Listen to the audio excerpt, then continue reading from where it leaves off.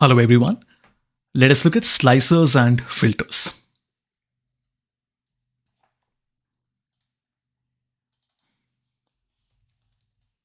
So I first want to make a simple column chart with my order date and my sales value. And let's show this at the month level like this.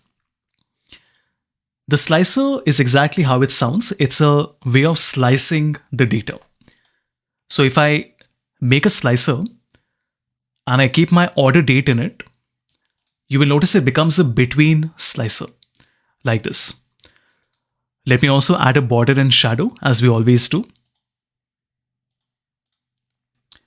And needless to say, the two are connected to each other. So when I move my slicer, the column chart changes as well. I can also put in a date, or I can click on the calendar icon and I can select a date. There are some other options. So if I only want to see the data for a particular year, now I can go back to my order date and notice carefully, I am only keeping the year in the field. But why is it still a between slicer? So we can go to format, and in the slicer settings, I'm going to change the between into a tile. So now we get 4 options like this. Of course, you can do this with a categorical data as well, like the business segment. So if I keep the segment here in the field, now we get the segment as a tile like this. What are the other options that are available to us? In slicer settings, we also have a vertical list, which is like this. And then finally, we also have a drop down, which is like this. All of them do the same thing. It's just a different way of presenting the data. Okay, now keep in mind that you can also have multiple levels. For example, I have my segment, but below that I can keep the category as well. So now you notice we have 2 levels like this. Very elegant, very easy to use. On the date slicer, you also have some options like relative date, relative time. For example, if you say, I only want to see the last 100 days, you can do that. So I can say, I want to see the last 100 days, right? Even though that doesn't seem to be working, let me have a look.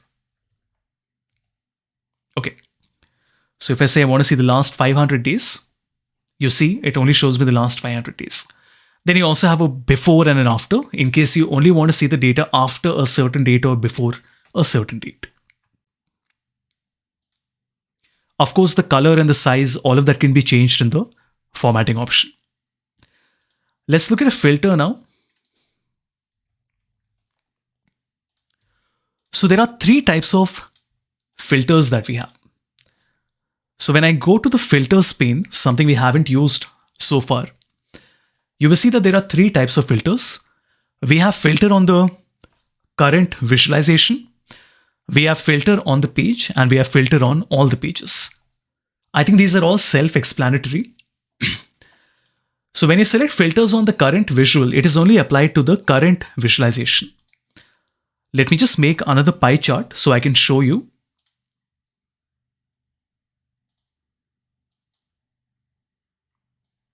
Let's keep the market in the legend.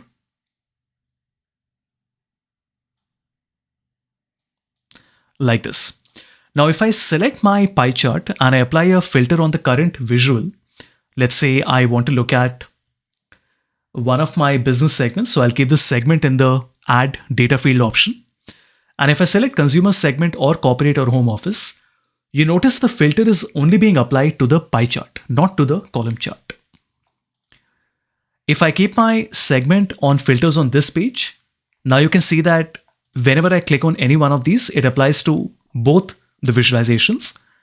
And then obviously we have an option called filter on all the pages. So if I select the consumer segment here, this filter is applied on all the other pages that I have as well. So it's good to have that feature, which means you don't have to go to every single page and apply that filter.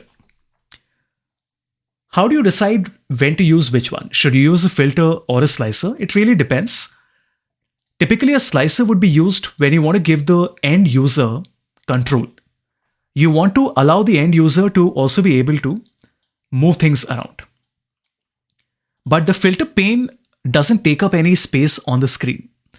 Also, I can click on this hide filter button and hide it, which means that after I publish the report, the end user will not be able to change the filter.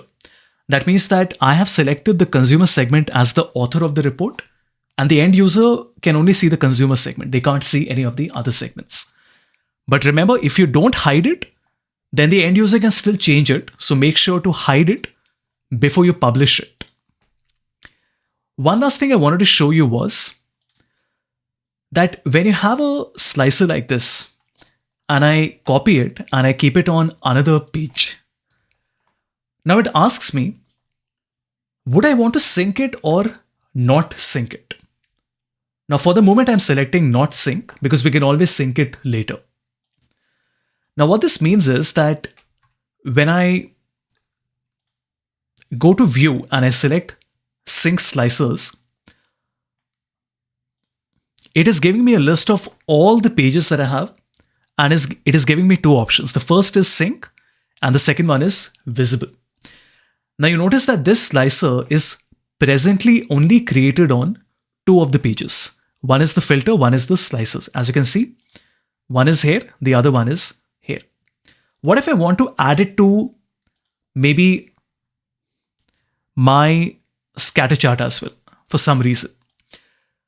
So I don't have to copy and paste it. As you can see,